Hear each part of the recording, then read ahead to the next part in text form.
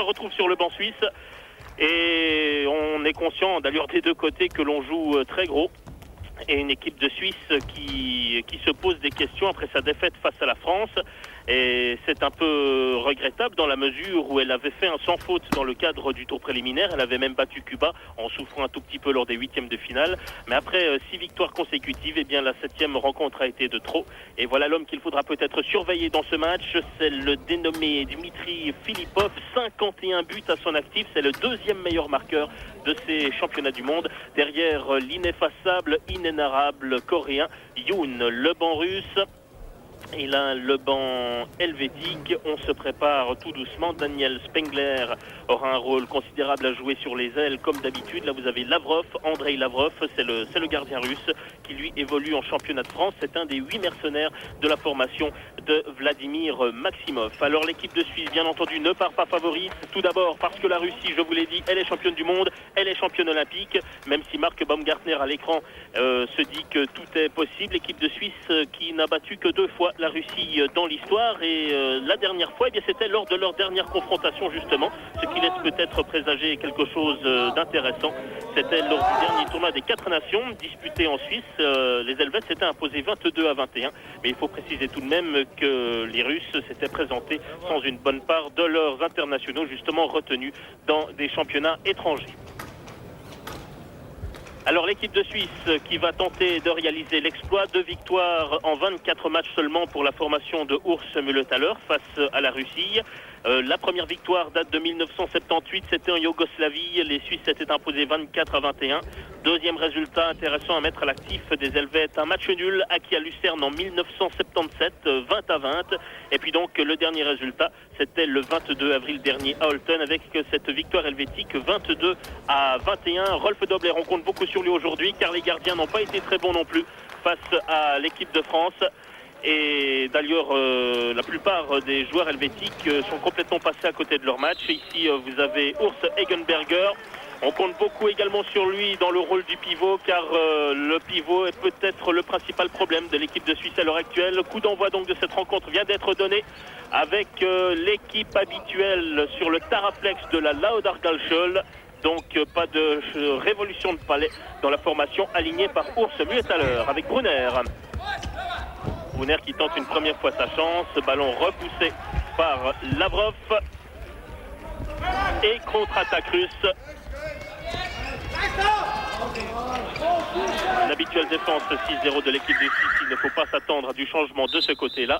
Et pour la première fois dans cette rencontre, le chronomètre est bloqué après 40 secondes de jeu, puisqu'il y a, semble-t-il, un nouveau problème du côté de la table de marque. Et visiblement, l'arbitre va demander quelques explications du côté russe. Des arbitres hollandais, je vous le rappelle, messieurs Brissel et Van Dongen. On est en train de compter le nombre de joueurs qu'il y avait sur le terrain. Alors, discussion avec l'arbitre qui va donner 2 minutes à un joueur russe. Alors, il se demande bien pourquoi. Maximov également pourquoi. Visiblement, le changement n'a pas été correct. Et on a compté en fait un joueur de trop sur le terrain.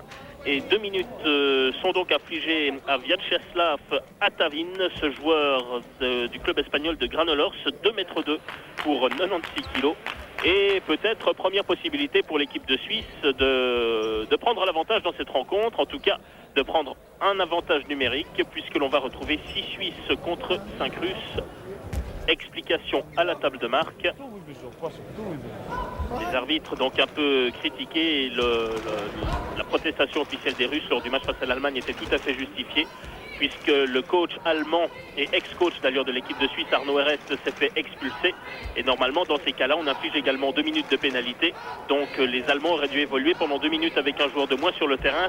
Ça ne s'est pas passé ainsi, puisque l'on a simplement oublié de sortir ce joueur. Par contre, en deuxième mi-temps, eh bien, l'entraîneur russe Maximov, lui aussi, s'est fait expulser lors de cette rencontre. Mais là, on a enlevé un joueur russe du terrain, ce qui explique donc tout à fait le courroux des dirigeants russes.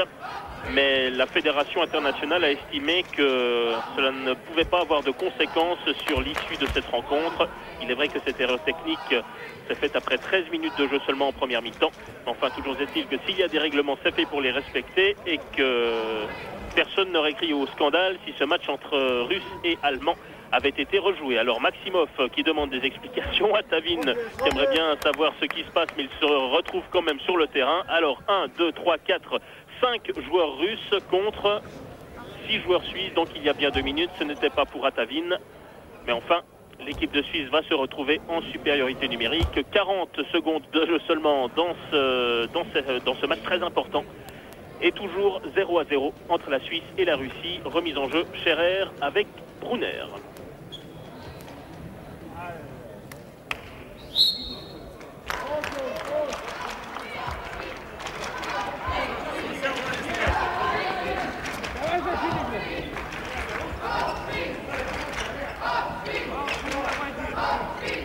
Et ça repart de Baumgartner, Brunner, Baumgartner, Rubin. Il se ressent un peu moins de son dos, c'est tant mieux. Essai de Baumgartner et il tente de remettre sur Scherer en plongeant.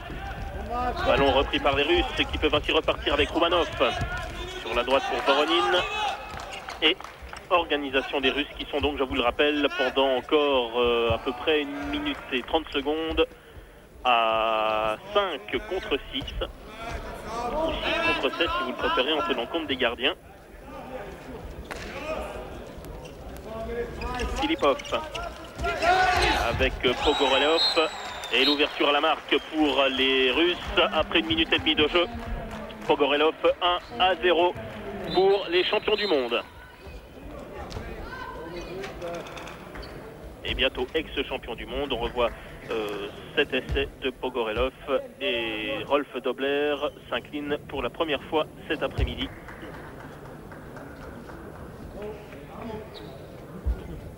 Vladimir Maximov qui aimerait bien terminer le match sur le banc. Il est vrai qu'on n'a pas très bien compris non plus son expulsion face à l'équipe germanique en quart de finale. Et un match qui traîne déjà en longueur avec un coup d'envoi qui va pouvoir être redonné depuis le milieu du terrain bien sûr entre Egenberger et Baumgartner.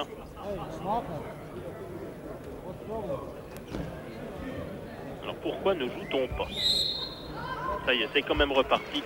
Les Hollandais ont remis leur montre à l'heure avec Spengler, Rubin, Baumgartner, Brunner, Scherer et puis au centre Egenberger. Vous avez là l'équipe de Suisse type.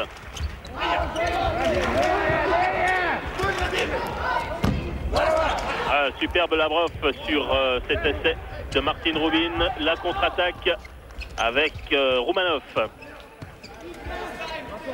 Karlov, Atavin qui va donc laisser sa place, c'était attendu, je vous l'ai dit, il est blessé. Et sa tâche est exclusivement défensive face à l'équipe de Suisse. Alors changement de défense immédiatement dans le camp helvétique avec l'entrée de Carlos Lima. Ça veut donc dire que l'équipe de Suisse va jouer sa défense 5-1. On voit la faute de Baumgartner sur Filipov, un homme à surveiller de très très près. Là on joue bien pivot, on joue bien par le centre dans cette formation russe. Storgovanov et 2-0 pour l'équipe de Russie. Et un premier carton jaune contre un joueur de l'équipe de Suisse.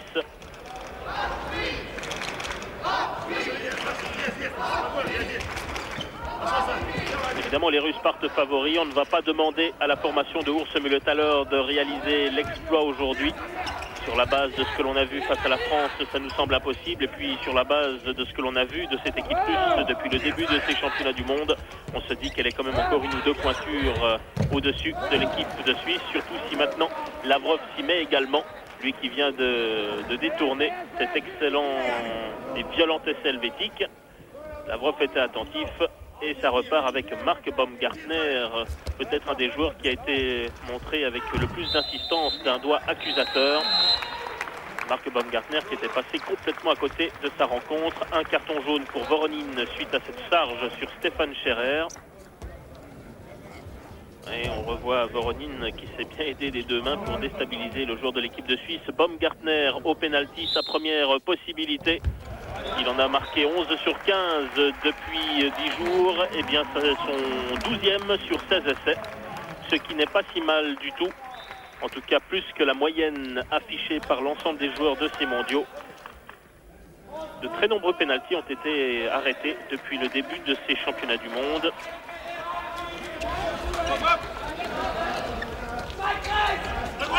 « 2-1 pour la Russie à l'offensive avec Pogorelov. Karlov.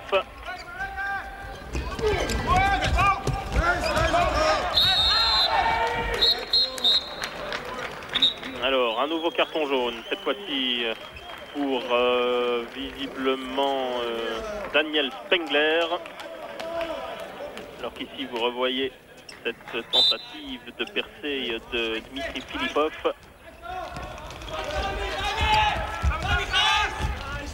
Pogorelov avec Filipov. À surveiller de très près, en fait, sa position à Filipov, c'est ailier gauche. Mais ça ne l'empêche pas d'aller se balader très régulièrement dans le dos des défenseurs adverses. C'est vrai qu'il n'est pas très grand pour un joueur de handball, 1m87. Dmitri Filipov, un joueur qui est un peu le chouchou également du public islandais, puisqu'il évolue en Islande, il a évolué en Islande la saison dernière. C'est d'ailleurs le deuxième meilleur buteur du championnat islandais. 5 minutes de jeu, toujours 2-1 pour la Russie face à l'équipe de Suisse. Rubin, Baumgartner, Brunner, Rubin. Et l'équipe de Suisse, encore une fois, qui démontre qu'elle n'est pas très à l'aise face à une défense 5-1.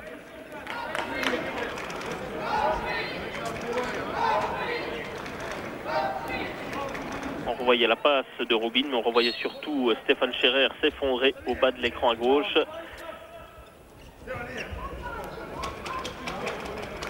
Spengler, Rubin, Baumgartner, Brunner. Et l'équipe de Suisse qui fait preuve de passivité, ballon rendu aux Russes. Filipov avec Grebnev, Oleg Grebnev, ce numéro 14, on vous en parlera tout à l'heure, c'est un beau bébé.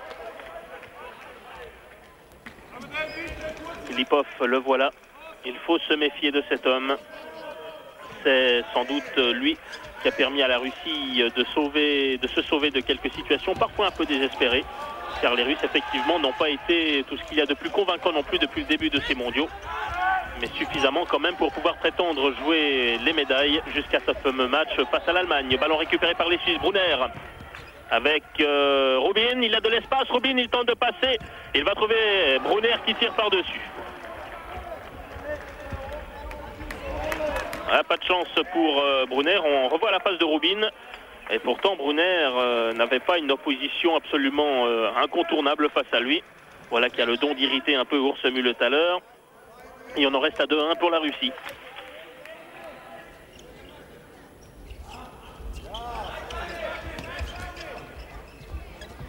Pogorelov, Karlov et Karlov.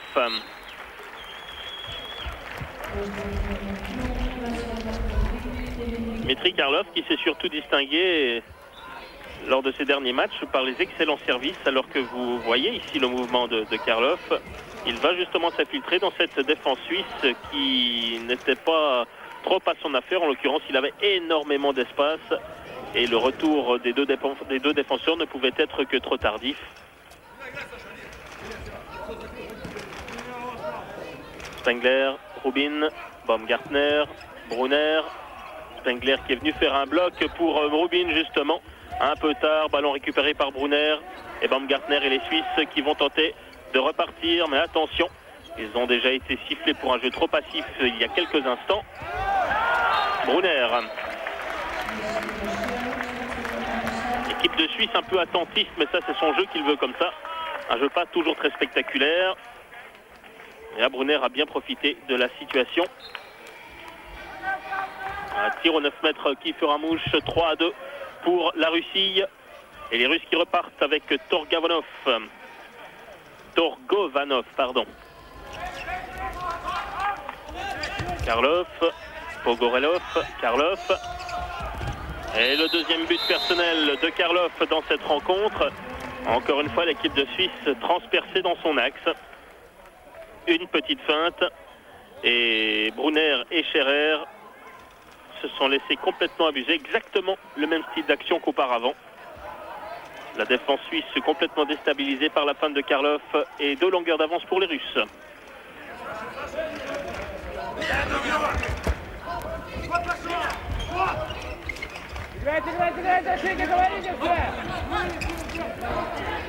Rubin, Brunner, Baumgartner et Rubin contré. Il avait sur son passage Atavin et Grebnev. Le numéro 14, Grebnev, 27 ans, à peu près 90 sélections. Avec les Russes, on ne sait jamais très précisément. Mais 2,3 m pour 104 kg. Il vaut mieux pas le recevoir sur le pied lorsque celui-ci retombe dans un mouvement défensif. Ballon récupéré par Rubin. Brunner. Brunner encore. Brunner toujours. Et intervention d'abord de Roumanov, ensuite de Lavrov. Et pour finir, des arbitres, penalty en faveur de l'équipe de Suisse, sans doute pour Marc Baumgartner qui va tenter de réussir son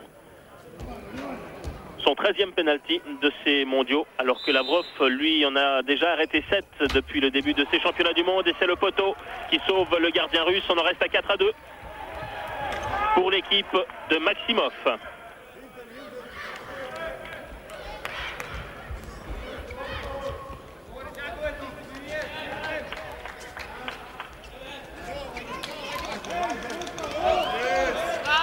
Pogorelov avec Voronin, Karlov qui a vu Koudinov, Pogorelov, ballon qui revient sur Filipov, attention à Koudinov, et intervention fautive de Brunner, fautive mais appréciée sur le banc suisse. Filipov, Koudinov qui a voulu transmettre à Torgovanov. Et nouvelle intervention. Et un jet franc en faveur de la formation russe. Karlov avec Pogorelov. Karlov, il a voulu transmettre encore une fois à Torgovanov. Nouvelle faute de l'équipe de Suisse sur Torgovanov. Un homme effectivement à surveiller de très très près. Et c'est actuellement peut-être le joueur qui présente la plus belle carte de visite au niveau international de ces dernières années. Au niveau russe, bien entendu. Lui qui fut également dans le All-Star Team 1993. Et puis là, l'essai de Koudinov qui fera mouche. C'est son premier but aujourd'hui. Et petit break de la part de la formation de Maximov. Vous le voyez. Avec cette belle réussite de la part de la formation russe. Un bloc, l'espace qui se crée.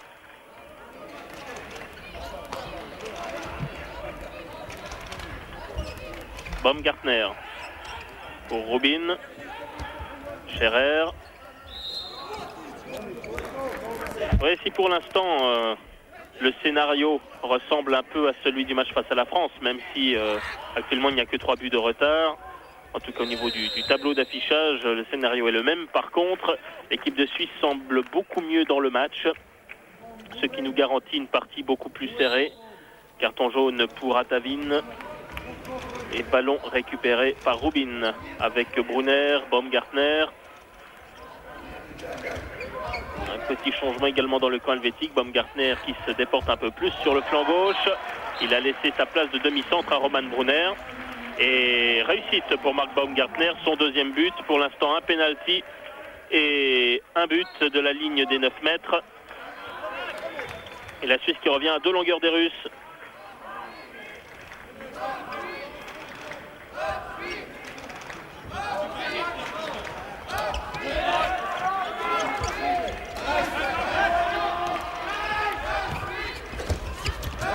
Un ballon qui revient à Pogorelov. Pogorelov, on y arrivera. Le joueur de Kostik Volgograd, lui aussi n'a pas une grande expérience internationale. Et là, il est victime d'une faute de Stéphane Scherer. C'est un penalty pour l'équipe russe et c'est le spécialiste Dmitri Filipov qui va s'y coller. 28 penaltys marqués sur 36 possibilités depuis le début de ces championnats du monde. Voilà le 29e. Ce sont d'ailleurs beaucoup les pénaltys qui lui permettent de naviguer dans les meilleurs joueurs, dans les meilleurs marqueurs de ces mondiaux. Ça lui donne donc maintenant un but supplémentaire qui lui permet de revenir à 12 longueurs du Coréen Yoon.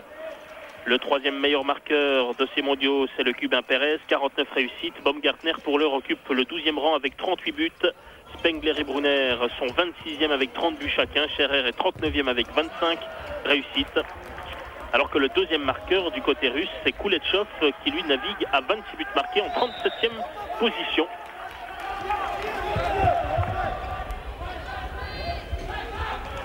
À 3 pour la Russie, bientôt un quart d'heure de jeu dans ce match, ballon dans les mains de Marc Baumgartner. Rubin, il a de l'espace. Ouais, il a de l'espace et puis Egenberger qui se retrouve au sol. Chronomètre arrêté, on revoit la passe de Baumgartner pour Rubin et on voit Egenberger qui se fait un peu accrocher au centre de la défense russe, mais pas de quoi fouetter un chat. C'est Atavin qui s'était un peu appuyé sur le joueur suisse. Egenberger qui se laisse un peu tomber. Il n'y avait pas matière à intervention arbitrale. 2 longueurs d'avance pour les Russes, 6-4. Les Russes qui repartent à l'attaque avec leur 6 habituel. Kouletchov pour Pogorelov. Et intervention de Roman Brunner qui cette fois-ci s'en ira à son tour sur le banc pour 2 minutes après 14 minutes et 42 secondes. Les Russes en supériorité numérique. On revoit la faute de Scherer sur Pogorelov.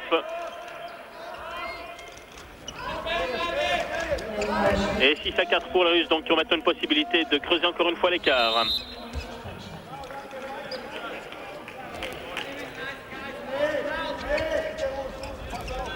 Et la faute de Scherer, de Spengler pardon, sur Koudinov. Et puis là le tir qui passera assez largement par-dessus.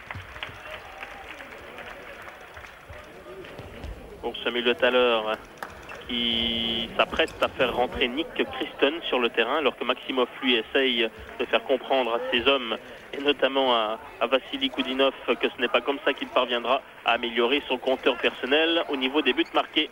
Les Suisses avec un homme de moins sur le terrain mais à l'attaque. Christen qui a donc fait son entrée pour Spengler. Rubin. Baumgartner. Rubin. Oui, il a essayé le quasi impossible. Rubin avec Grebnev et Romanov. 2 tours de presque plus de 2 mètres pour Grebnev et pas loin pour Romanov. Spengler. Baumgartner. Contré par Grebnev et la contre-attaque avec Filipov. Filipov entre 4 Suisses, comment va-t-il faire? Il est surtout retenu par Rubin. Et très bien joué de la part de Martin Rubin qui parvient à contenir le joueur russe qui lui estime qu'il a été retenu au niveau du poignet. Il n'avait pas tort mais l'arbitre ne l'a pas vu. Il n'y aura pas pénalty, par contre il y aura un jet franc en faveur de la formation de Maximov.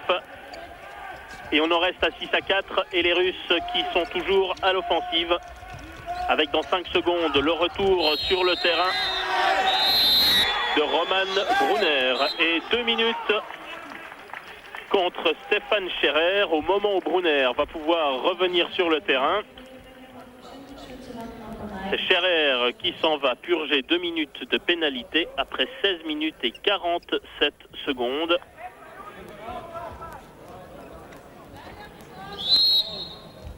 Et pénalty Filipov face à Dobler. Et son 53e but, son 30e pénalty dans le cadre de ces mondiaux. Au ras du poteau droit. Et 7-4 pour la Russie grâce à Dmitri Filipov. Gartner avec Rubin, Spengler. Et que décide l'arbitre? Visiblement une faute d'attaquant. Et un ballon repris par les Russes qui peuvent repartir très rapidement. Ah oui, ça circule vite et puis il glisse. Il glisse Alexander Romanov. On n'accordera pas ce but. Par contre, le ballon restera entre les mains des Rouges. Oui, il a glissé. Mais en glissant, il a encore eu la présence d'esprit d'essayer de tromper Dobler. Karlov. avec Koudinov, Karlov et Koudinov encore une fois. Un peu de réussite pour Koudinov pour l'instant, ce qui va lui valoir sans aucun doute une nouvelle remarque de Maximov. Vous ne le voyez pas, c'est effectivement le cas.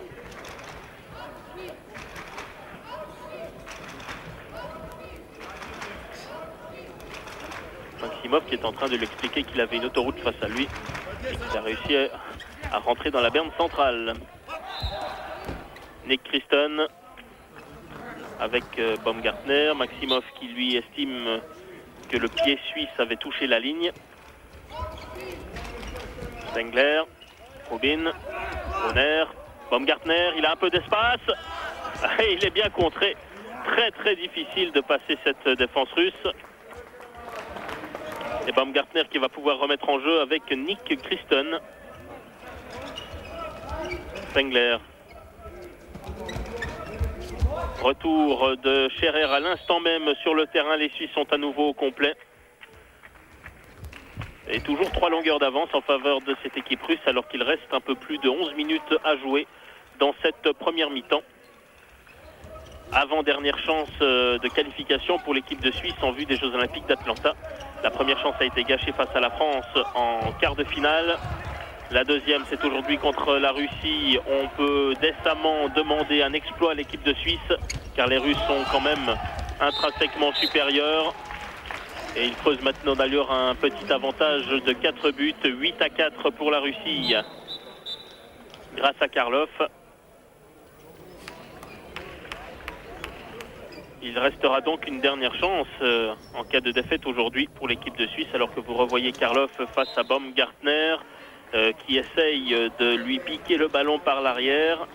Et Baumgartner qui s'est même fait un peu mal à la main sur cette action. Du 100% de réussite pour l'instant pour Dimitri Karlov. Ouais, je vous le disais, donc en cas de défaite de l'équipe de Suisse aujourd'hui, encore une dernière possibilité pour obtenir ce 7e rang qualificatif pour Atlanta. Ce serait le match pour la 7e ou 8e place qui opposera donc, ou qui opposerait donc l'équipe de Mühletaler demain à la République tchèque, qui a été battue à la surprise générale par l'Égypte tout à l'heure 25-21. Hagenberger, il a tenté de jouer au plus fin avec Lavrov, mais là l'expérience et les 33 ans de Lavrov ont fait la différence. Andrei Lavrov qui joue en championnat de France avec l'équipe d'Ivry. Un petit 40% de ballons sauvés pour le gardien russe depuis le coup d'envoi de ces mondiaux. Karlov, Pogorelov, et puis contre-attaque avec Baumgartner tout seul. Baumgartner, Lavrov, Baumgartner.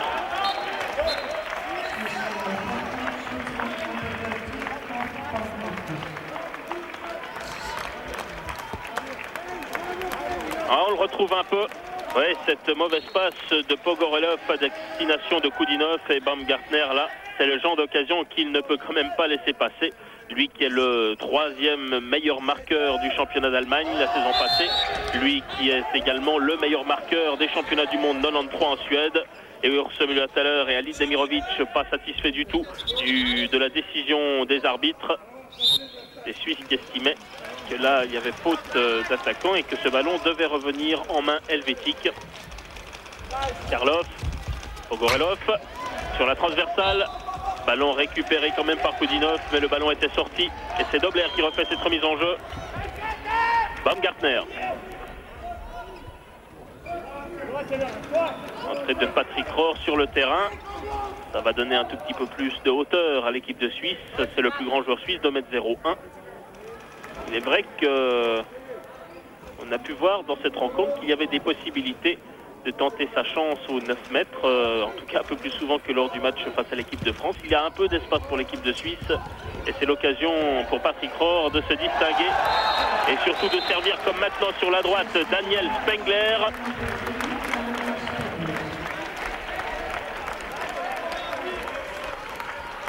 Et bien joué de la part de Daniel Spengler malgré le retour de dernier instant de Dmitri Torgovanov, le joueur de Saint-Pétersbourg. Et de longueur de retard, un petit aperçu du profil de cette rencontre avec 6 minutes entre la 15e et la 21e où l'équipe de Suisse s'est montrée muette, alors que les Russes eux, sont restés assez réguliers, ce qui leur permet maintenant de mener avec 2 longueurs d'avance et un carton jaune. Et c'est Urs Mühletaler qui s'arrache quelques cheveux supplémentaires, qui s'en va purger ces 2 minutes. Non, ce carton jaune, pardon, il n'y a pas de 2 minutes. Autrement, il y aurait un joueur suisse de moins sur le terrain. Allez, Mühletaler qui doit se calmer un tout petit peu. Mais les entraîneurs sont assez visés par les arbitres ces derniers jours avec les 2 expulsions avant-hier de Maximov et de Heret. Les cartons jaunes en veux-tu en voilà. Karlov, Koudinov, Karlov avec Pogorelov peut-être, alors qu'au centre, Oleg Kuletchov réclamait ce ballon. C'est aussi un des meilleurs buteurs de ces mondiaux, Kuletchov, 26 buts. Mais également beaucoup de pénaltys marqués. La moitié était sur des jets à 7 mètres. 2 minutes de suspension contre Roman Brunner, les Russes avec un joueur de plus sur le terrain. Il reste 6 minutes à jouer dans un peu plus de 6 minutes à jouer dans cette première mi-temps. Karlov avec Vorodin, oublié sur la droite et pénalty.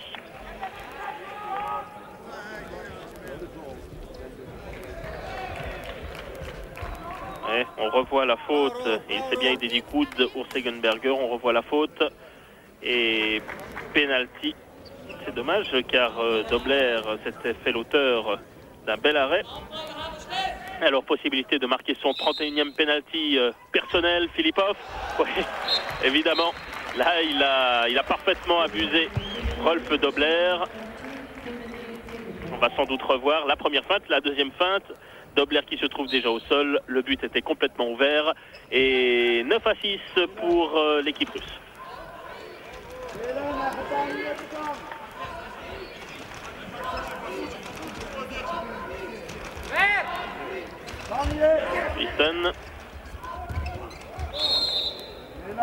Kristen pas trop gêné par son opposant direct, Oleg Kuletchov, qui a pris la place de Filipov à la pointe de la défense russe. Baumgartner, Kristen. Baumgartner avec Rohr peut-être, non, ballon qui revient à Nick Kristen. Évidemment, Kristen il n'est pas très grand, alors il a essayé un tir assez plat entre 2 défenseurs russes, ça n'a pas marché. Et changement de joueurs dans les 2 camps. Et retour sur le terrain de Torgovanov et de Koudinov pour les 5 dernières minutes de cette première mi-temps. 3 longueurs d'avance pour la Russie.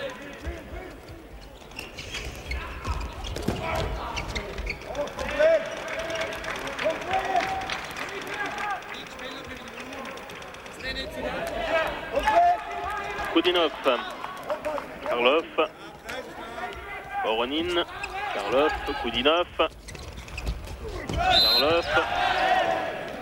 Ah, ce ballon, lorsqu'il circule déjà avec les joueurs de la deuxième ligne du deuxième rideau, ce ballon devient déjà très très difficile à négocier. En tout cas, des deuxièmes lignes qui sont beaucoup plus mobiles que ceux de l'équipe de Suisse. Évidemment, la défense helvétique bouge avec eux et ça laisse des espaces pour les 3 hommes qui se baladent du côté de la ligne des 6 mètres. Ballon récupéré par Baumgartner, Scherer. Et Scherer en s'effondrant, qui peut tromper Lavrov au ras du sol. Mühletaler, lui, qui continue à s'énerver.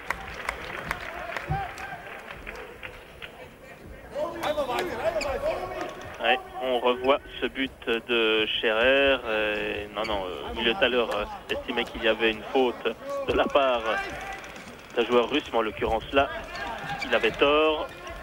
Mühletaler un peu excité aujourd'hui. On vient de voir le manager de cette équipe de Suisse, Urs Brunner, lui aussi un ancien entraîneur d'ailleurs de Ligue nationale, qui lui a demandé de se calmer. Dmitri Karlov pour le 10-7, son 4e but. Il fait un bon match, Karlov, pour l'instant. Facilité également par une défense suisse qui a quand même quelques blancs. Pas assez agressive, la défense helvétique.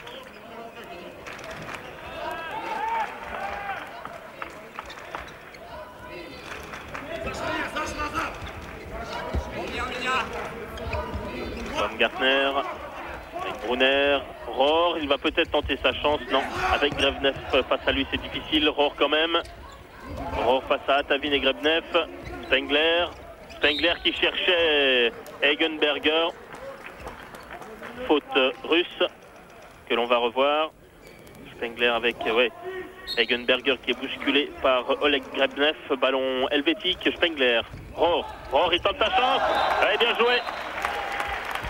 À partir du moment où Atavin et Grebnev, et notamment Grebnev qui a ce but un peu sur la conscience, ne sont pas très attentifs, c'est l'ouverture immédiate dont a bien profité Patrick Rohr pour son 19e but personnel dans le cadre de ces mondiaux.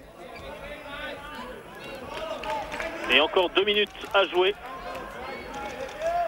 Suisse 8, Russie 10, Karlov, Voronin, Karlov.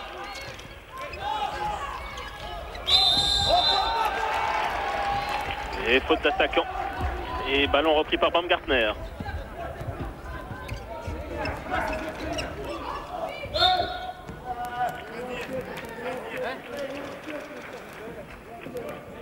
Martin Robin, le capitaine de cette équipe de Suisse, qui va laisser sa place dans un instant à Roman Brunner.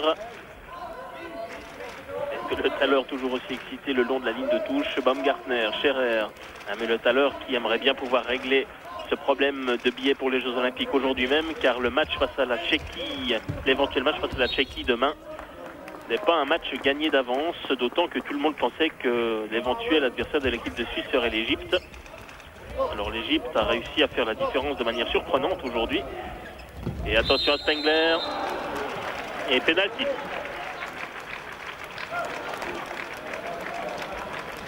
Et pénalty tout simplement parce que le défenseur sur cet essai helvétique avait bel et bien les 2 pieds, vous le voyez, sur la ligne et même dans la zone des 6 mètres.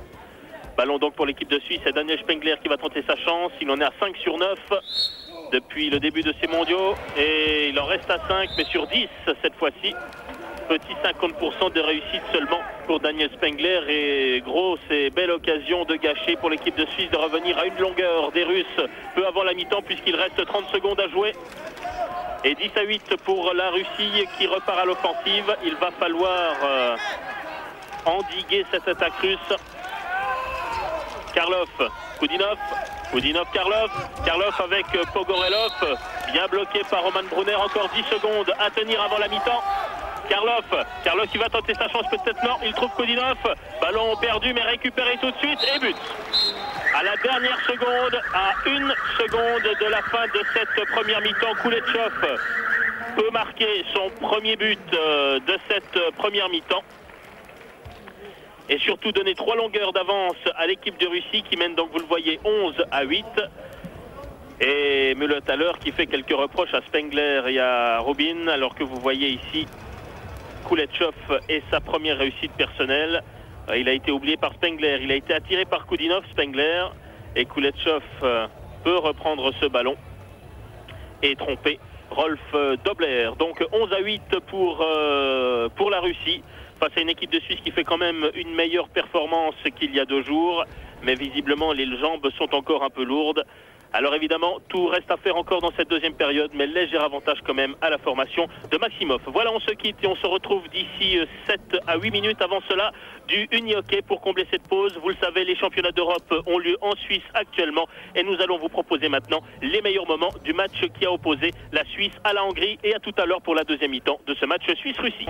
Cette équipe russe qui doit à certaines décisions un peu bizarres et éventuellement sa défaite face à l'Allemagne, une équipe russe qui avait écrasé l'Islande 25-12 dans le cadre des 8e de finale et qui n'avait concédé qu'une seule défaite face à la Croatie dans le cadre du groupe B. Et vous voyez 36% de réussite pour l'équipe de Suisse contre 50% pour l'équipe russe. Le pourcentage des Helvètes qui prend des proportions un peu bizarres depuis quelques jours, en tout cas qui est largement à la baisse, ce qui prouve également que l'équipe de Suisse est un peu fatiguée. Début de cette deuxième mi-temps avec les Russes à l'attaque. Ils repartent avec Karlov, avec Koudinov. Il y a Filipov qui est bien sûr de retour sur le flanc gauche. Koudinov. Bien joué de la part de Koudinov pour Karlov, absolument tout seul et avec l'aide du poteau droit des buts de Rubin. C'est le 12e but russe de cette journée. Et regardez Karlov qui se fait un peu oublier. Et ballon helvétique.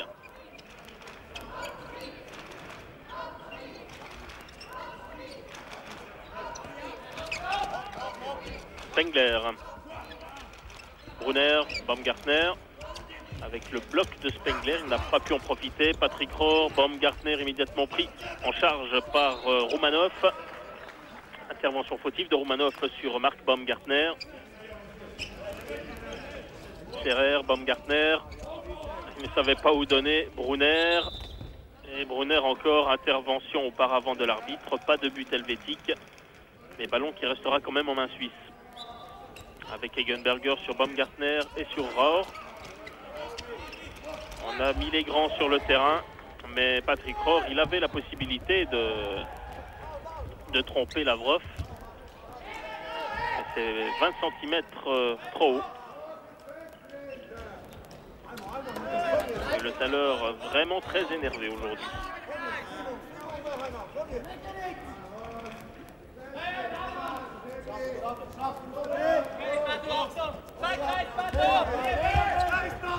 Karlov, Pogorelov. Et Pogorelov, ouais. Là, Rolf Dobler, il peut s'en vouloir un peu. Vous voyez l'essai du Russe. Et ce ballon qui rebondit un peu sur la poitrine du gardien suisse. Qui touche même l'angle, qui touche la transversale. Mais qui va mourir au fond des filets suisses. Rohr, Baumgartner. Rohr encore.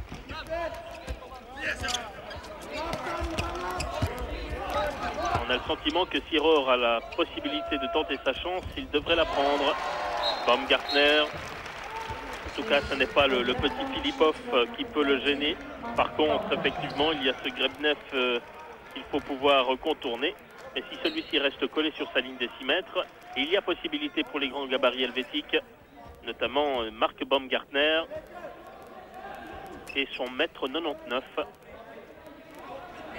qui avait connu une noire journée face à la France. Ça devait faire très longtemps que Baumgartner n'avait pas marqué le moindre but en équipe nationale. Lui qui avait plutôt l'habitude d'aligner les réussites, 8 contre la Tunisie, 10 contre la Corée, 10 contre Cuba. Et Maximov qui sent que tout n'est pas encore fait dans cette rencontre. Il demande un peu de concentration à ses joueurs. Karlov, Koudinov qui cherchait dans l'axe Torglovanov. Par contre, Filipov, lui, ne rate pas cette occasion.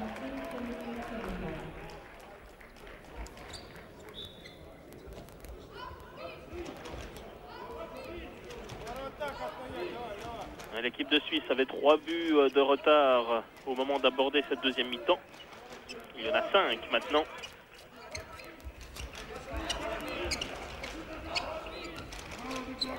Scherer, Baumgartner, Brunner, Rohr. Roman Brunner encore. Et Rohr, il a peut-être un peu d'espace. Il est obligé de revenir en arrière. Spengler, lui, ne passera pas. Et 2 minutes contre un joueur russe, contre Grebnev. Alors peut-être possibilité, oui, 2 minutes contre le numéro 14, Oleg Grebnev. Et il va falloir en profiter. Ah bon, alors mésentente entre les deux arbitres. C'est Atavin qui s'en va pour 2 minutes. Ce qui... Oui, je ne comprends pas plus que lors de la décision qui avait été prise à son encontre en première mi-temps. Alors Vyacheslav Atavin pour 2 minutes. Ce qui ne débarrasse pas l'équipe de Suisse d'Oleg Grebnev et de ses 2,03 m. Baumgartner, Brunner, Scherer, Baumgartner, avec Rohr qui perd un peu le contrôle du ballon. Alors on fait quand même par Brunner, Baumgartner, Rohr, ouais, bien joué. Il s'appuie un peu quand même, Patrick Rohr, sur le joueur russe.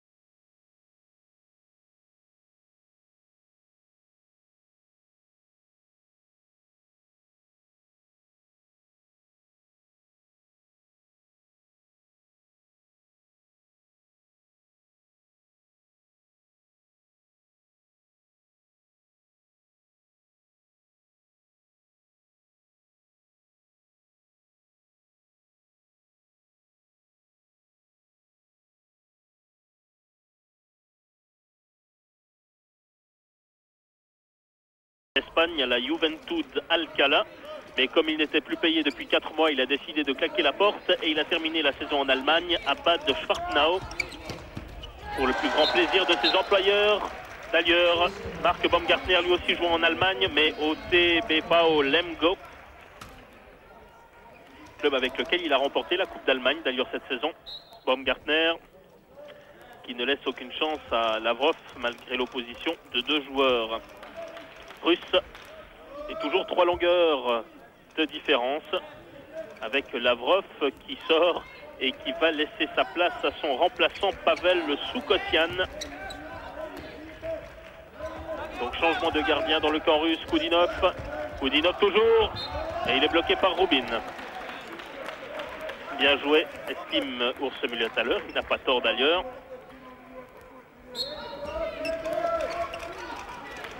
Karlov, Koudinov, Karlov, et ça repart de l'arrière avec Pogorelov qui recherche Karlov, intervention de Spengler et faute d'attaquant, c'est très net et c'est un ballon qui est récupéré par les Suisses avec Rubin. Rubin qui passe tout seul et marque le 12e. Le 13e même, but très important de la part de Martin Rubin. Retour de l'équipe suisse à 2 longueurs des Russes. Ah, si seulement cette réussite pouvait servir un peu de coup de fouet pour la formation de Urs Mühletaler.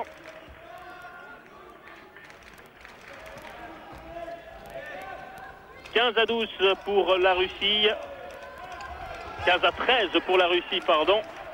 Et les Suisses qui peuvent commencer à y croire. Et cette fois-ci, c'est un pied russe qui s'en est allé dans la zone des 6 mètres. Et ballon une nouvelle fois helvétique avec Ferrer. Il ne faut pas rater cette occasion. Stegenberger, il la rate. Et il la rate. Ah, c'est dommage.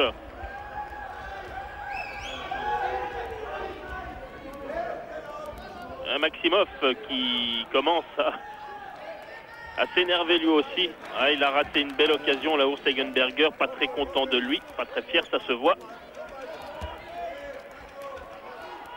Bientôt 9 minutes de jeu, 2 longueurs d'avance pour la Russie, qui n'est quand même plus tout à fait la championne du monde et championne olympique flamboyante que l'on connaît.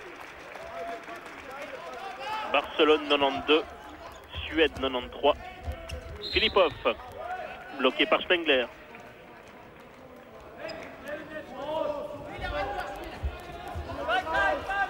Filipov avec Koulechov, Koudinov, Koulechov, Pogorelov, et de l'arrière, c'est bien vu, Vassili Koudinov qui lui aussi s'était fait oublier. Pas grand chose à faire pour Rolf Dobler. À nouveau 3 longueurs d'avance pour la Russie, 16-13.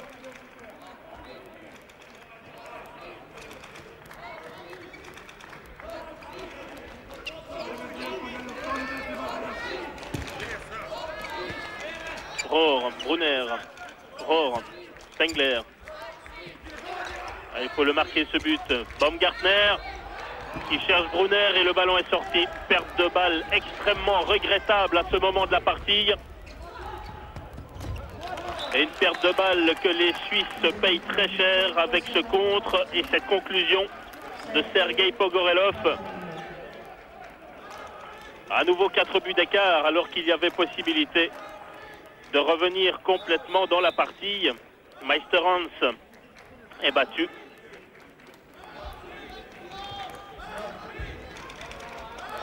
On se demande d'ailleurs pourquoi Urs Mühletaler a décidé de faire jouer Christian Meisterhans en lieu et place de Rolf Dobler, qui est quand même le numéro 1 incontesté. Il y a notre sens incontestable de cette équipe de Suisse. Baumgartner, Brunner, allez, Brunner qui peut battre Pavel Soukossian, le gardien du CSKA à Moscou, le gardien de l'armée rouge.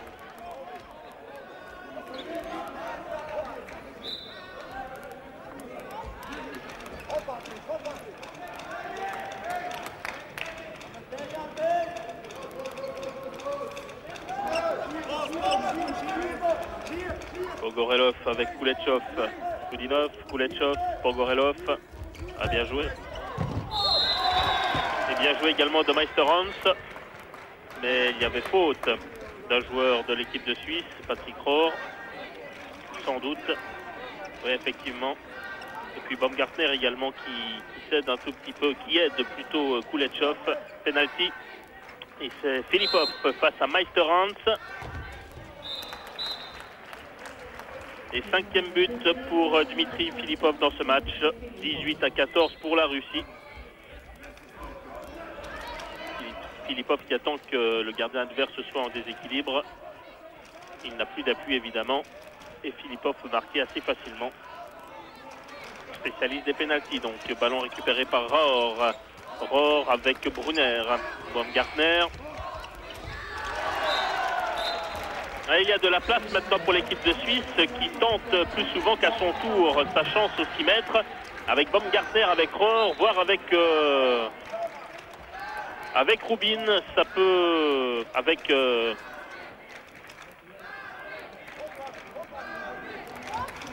Rubin, lui, ça peut également apporter un petit plus au niveau de l'offensive helvétique.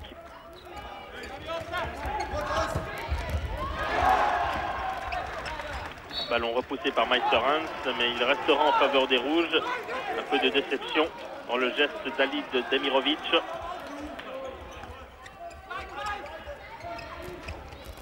Koudinov. Alors il ne va falloir pas rater cette occasion cette fois-ci. Possibilité de revenir à 2 longueurs encore une fois des Russes. Baumgartner. Rubin qui ne joue plus qu'en défense. C'est Roman Brunner bien entendu qui remplace Rubin. On est intéressé maintenant bien sûr par le jeu du deuxième rideau helvétique. De cette seconde ligne avec Baumgartner, avec Brunner, avec Rohr qui peuvent tenter leur chance aux alentours des 9 mètres. Rohr sur le poteau. Les ballons quand même récupérés par les Suisses. Et Patrick Rohr qui essaye de se motiver comme il le peut en se frappant dans les mains. Baumgartner avec Brunner. Brunner qui passe et qui marque. 18-16. But extrêmement important encore de Roman Brunner. Il reste 16 minutes et 30 secondes à jouer dans ce match. Et tout peut encore arriver. Car les Russes ne parviennent pas à passer non plus la vitesse supérieure, même si au niveau du rythme, ça ne joue pas si mal. Alors on a discuté à la mi-temps tout à l'heure avec l'entraîneur des juniors suisses, Obrist, et celui-ci nous disait que ça jouait beaucoup plus vite que dans le cadre du championnat suisse. Perte de balle russe, ballon repris par Meisterhans qui ne sait pas où donner. Il va quand même remettre sur Brunner, Rubin. Et Rubin, il a quand même quelques peines à se mouvoir, c'est incontestable. Cette blessure au dos n'est pas passée. Une vieille blessure qu'il traîne avec lui d'ailleurs. Et Rubin va laisser sa place à Baumgartner. Russie 18, Suisse 16, encore un gros quart d'heure à jouer. Et l'équipe de Suisse qui peut revenir à une longueur. Et la perspective d'aller à Atlanta devrait un peu émoustiller les sélectionnés de Urs-Mühletaler. Baumgartner. Rohr avec Spengler sur l'aile. Oui, il était bien pris par Kuleshov, c'était difficile. Contré Rohr par Torgovanov. Mais ballon qui revient dans les mains de Baumgartner qui en fait le meilleur des usages. Et on retrouve le Marc Baumgartner que l'on aime bien. Aucune chance à Lavrov qui a repris sa place dans les buts. Et 18 pour la Russie, 17 maintenant pour l'équipe de Suisse. L'exploit, on peut éventuellement encore l'entrevoir. Pourquoi attendre demain et le match contre la Tchéquie alors que le billet pour Atlanta pourrait fort bien déjà se remporter aujourd'hui. Kuleshov avec Pogorelov. Bien joué des Suisses qui bloquent l'attaquant adverse. Bien joué de la part de Martin Rubin. Kuleshov avec Koudinov. Koudinov. Ouais, et intervention des arbitres. On n'accorde pas le but. Il y a eu intervention juste avant. Koudinov qui grimace un peu. Est-ce que les Russes, eux aussi, pourraient éventuellement commencer à se ressentir des fatigues de ces mondiaux? que c'est le 8e match des deux équipes en une douzaine de jours.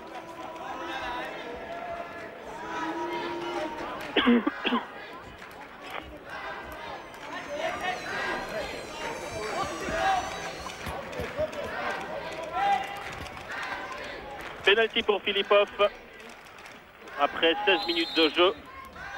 Et si Meisterhans peut l'arrêter, eh bien non. Dommage pour Christian Meisterhans, mais la Russie reprend ses deux longueurs d'avance grâce à ce 6e but personnel de Dmitri Filipov. C'est son 57e depuis le début de la compétition. C'est lui en fait qui a remplacé Gopin, la star russe qui évolue au sein du club italien de Merano.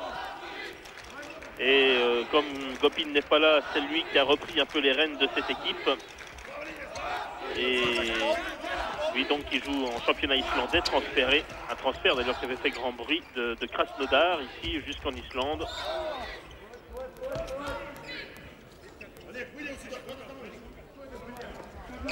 Roman Brunner, Patrick Rohr. Baumgartner. Ouais, cette fois-ci Baumgartner il tente sa chance, mais il y avait le bras de Pogorelov qui traînait par là, contre-attaque russe. Attention, ce serait dommage, pour ne pas dire stupide, de se faire une nouvelle fois distancer. Et il a essayé de passer en force Lev Voronin. Le ballon qui restera russe, 2 longueurs d'avance toujours pour la formation de Vladimir Maximov. Il reste 12 minutes et demie à jouer et l'équipe de Suisse peut toujours espérer créer l'exploit, savoir fêter le 3e succès de son histoire face à la Russie en 25 rencontres, même si pour l'instant elle perd de 2 buts. Tout est encore à faire pour les Rouges. Ballon qui revient dans les mains de Torgovanov. Et Torgovanov, évidemment, il ne peut pas faire grand-chose lorsqu'il se fait prendre ainsi par... repoussé ainsi par Patrick Rohr. Ce sera un penalty. Et qui va venir tirer ce penalty? On vous pose la question. L'habituel numéro 20, Filipov. Filipov face à Dobler cette fois-ci. Possibilité de 20e but pour la Russie. Et c'est fait 20-17. Toujours ces 3 petits buts. Il faudrait que l'équipe de Suisse puisse revenir encore un peu plus près des Russes. Revenir tout d'abord maintenant sur la prochaine attaque à 2 longueurs, puis éventuellement profiter d'une perte de balle ou d'un bon arrêt de Christian Meisterhans qui est revenu dans les buts pour pouvoir se rapprocher de cette équipe de Russie qui n'est quand même pas au top, c'est évident. Rohr.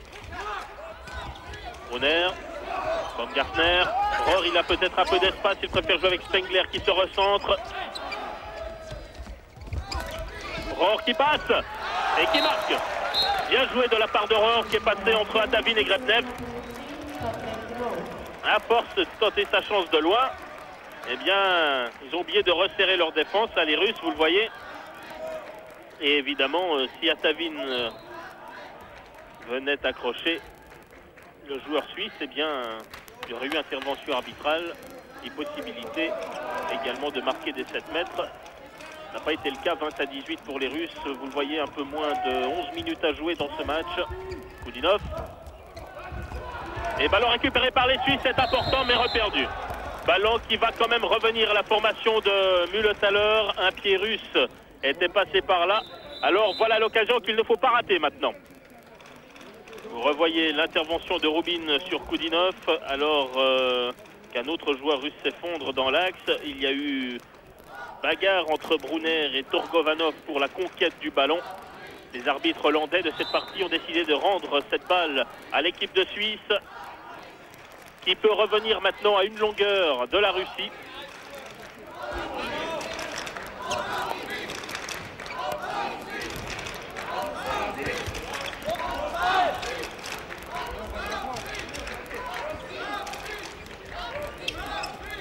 L'équipe de Russie qui, il y a 2 ans, lors de son dernier titre mondial, n'avait perdu qu'un seul petit point, n'avait concédé qu'un seul nul, c'était face à l'Allemagne 19-19. Et donc là, elle a concédé 2 défaites jusqu'à présent, face à l'Allemagne justement, et puis face à la Croatie. 2 défaites qui l'obligent à disputer cette poule qui déterminera les équipes classées 5e, 6e, 7e et 8e. L'équipe de Suisse battue à une seule reprise également. Et qui est d'ores et déjà écartée de la lutte aux médailles, c'est dommage. Spengler, Rohr. Brunner. Et Brunner, heureusement bloqué par Kuletchov. Rohr. Et intervention de Lavrov. Et encore une belle occasion de rater. Karlov. Et ballon perdu par les Russes. Meisterhans à la remise en jeu avec Brunner, avec Scherer. Il y a toujours Rohr sur le terrain. Retour de Baumgartner également. 9 minutes à jouer. Russie 20, Suisse 18 et non pas 19 comme nous l'indique la surimpression.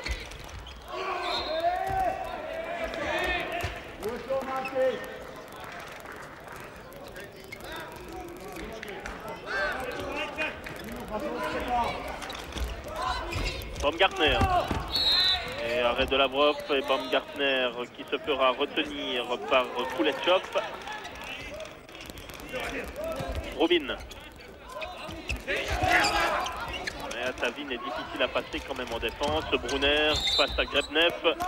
Brunner bloqué par Kuletchov et Grebnev justement. Ballon récupéré par Baumgartner. Rubin peut-être. Baumgartner qui tente sa chance.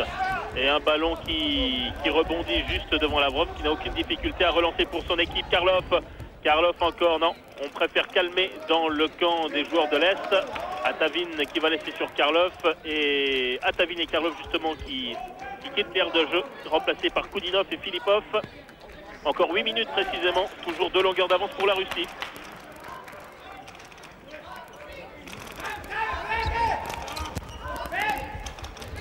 Koudinov et Meisterhans battu. Et là, Meisterhans, on en attendait sans doute un peu plus de sa part. Vous avez encore une fois l'explication tactique. Vous avez vu le très bon bloc de Torgovanov. Et 21-18. Il faudrait pouvoir maintenant accélérer un peu le rythme et revenir dans le sillage, revenir complètement dans le score. Rubin. Brunner. Baumgartner. Brunner qui essaye de passer. Il tente le tir également. Grebnev était là pour faire opposition. Et on va même accorder un penalty à l'équipe de Suisse. On voit Grebnev qui cède un peu de la main gauche dans le visage de Brunner. Et c'est Baumgartner qui a encore une fois un ballon très très important. Il avait bien négocié les ballons importants face à Cuba lors des 8e de finale. Et on en attend autant de sa part dans cette poule de classement. Et toujours 2 longueurs d'avance. Il faudrait vraiment que la Suisse revienne à une longueur maintenant. Et ce serait un nouveau match qui pourrait commencer. À la petite différence près qu'il ne reste plus que 6 minutes 20 à jouer dans cette rencontre. Et que c'est vraiment le match décisif pour l'équipe de Suisse en vue des Jeux Olympiques d'Atlanta. On préfère oublier l'ultime possibilité demain face à la Tchéquie. Spengler. Alors Spengler, il a raison de s'énerver car ce ballon aurait dû revenir à l'équipe de Suisse. Les arbitres ont décidé tout autrement.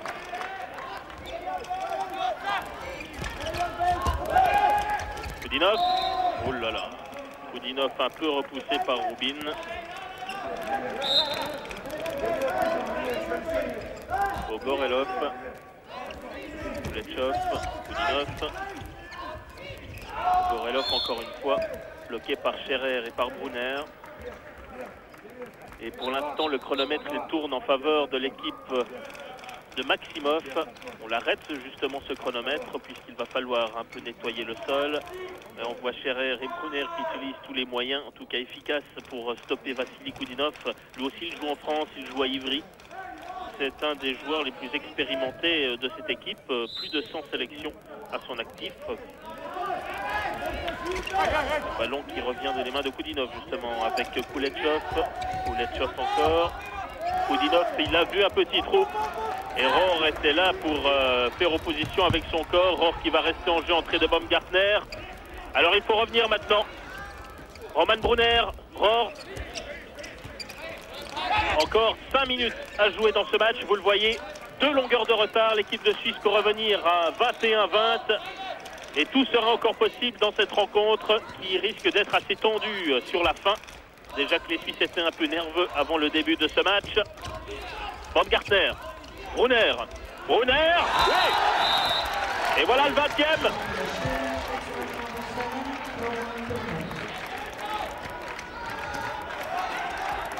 Cet essai de Brunner, très important. Passe sur la gauche, il passe sur la droite. Pogorelov n'y a vu que du feu. Et Müller-Staller, il s'en remonte le pantalon. Une longueur de retard seulement. Encore, on regarde souvent le chronomètre, mais c'est important. 4 minutes et 20 secondes à jouer. Filipov, bloqué par Spengler. Filipov encore, Pogorelov. Kuletchov et Meisterhans qui s'incline. Le problème de Meisterhans, c'est qu'il n'aura pas fait beaucoup de sauvetage décisif. Pourquoi Dobler n'est-il pas dans la cage suisse? C'est une bonne question, merci de l'avoir posée.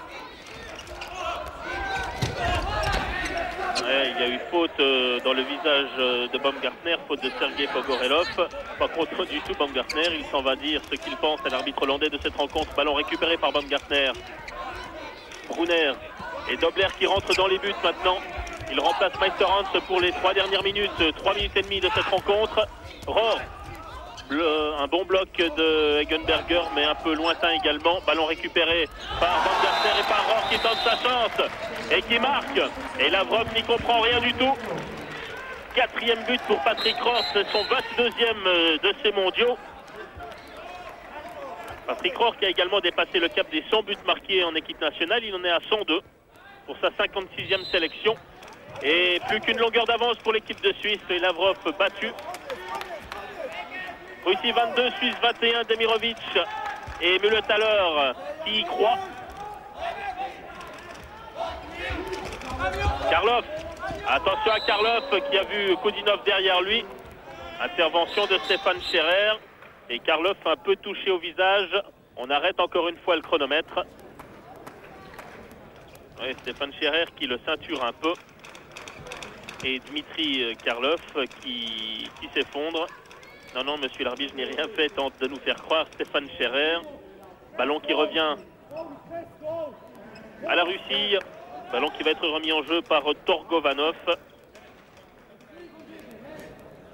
Et pendant que l'on va soigner le pauvre Karlov, c'est Kuletchov qui va pouvoir faire son entrée sur le terrain. Encore 2 minutes 50. 22-21 pour la Russie contre l'équipe de Suisse qui est vraiment tout près de la qualification pour Atlanta, mais elle doit encore en fait marquer 2 buts de plus maintenant que les Russes. Et belle intervention de Dobler sur cet essai de Pogorelov, dommage. Mais il est vrai que le Russe a été un peu projeté au sol par Baumgartner. La première pénalité de Baumgartner aujourd'hui. On va revoir l'intervention du Suisse face à Pogorelov. Et c'est un pénalty. Filipov qui n'en rate pas souvent face à Dobler qui ne les arrête pas souvent malheureusement. Et si Filipov marque, oui, évidemment. Filipov qui marque et qui permet à son équipe de reprendre ses 2 longueurs d'avance. Petit changement, vous l'avez vu, Dobler ne s'est pas avancé vers le tireur. Il a préféré rester un peu plus sur sa ligne. Et c'est en plongeant que Dmitri Filipov a pu marquer ce nouveau but pour ses couleurs. 2 minutes à jouer. 23-21 pour la Russie. L'exploit est encore possible, mais il faut vraiment y croire. Rubin. Rohr. Rubin avec Brunner, les Suisses avec un joueur de moins, je vous le rappelle. Et puis l'essai de Brunner qui sera contré par Grepnev. Ah, voilà une perte de balle qui risque fort d'être fatale. Müller-Staller qui donne encore quelques instructions à Stéphane Scherer qui va jouer un rôle beaucoup plus avancé dans la défense suisse, même s'il n'y a plus que 4 autres joueurs derrière lui. Ça va bien sûr laisser de la place aux Russes, et notamment Grepnev. Et puis, bonne intervention de Dobler. Faute helvétique quand même. Le chronomètre est arrêté et ce sera un penalty bien sûr suite, vous l'avez vu, à cette intervention de Daniel Spengler sur le joueur russe. Il a été retenu, c'est Filipov face à Dobler qui revient à mi-chemin entre le russe et les buts. Le chronomètre bien entendu a été arrêté, puis discussion du côté de la table de marque. C'est un ballon, c'est une balle de match pratiquement que tient le joueur russe dans ses mains. S'il marque le 24e, eh bien, c'en sera terminé des chances helvétiques dans cette rencontre. Mais bon match de l'équipe de Suisse, il faut le dire. Bon match pour la formation de Urs Mühletaler. Filipov contre Dobler. Et Filipov qui marque le 24e, 24-21 pour la Russie, alors qu'il reste 1 minute de jeu pratiquement. Eh bien, tant pis. L'équipe de Suisse va donc se retirer battue de cette confrontation, sa 2e défaite consécutive. Mais enfin, il n'y a pas à rougir. La première défaite, c'était contre la France, 2e des derniers Jeux Olympiques. 3e des derniers Jeux Olympiques et 2e des derniers championnats du monde.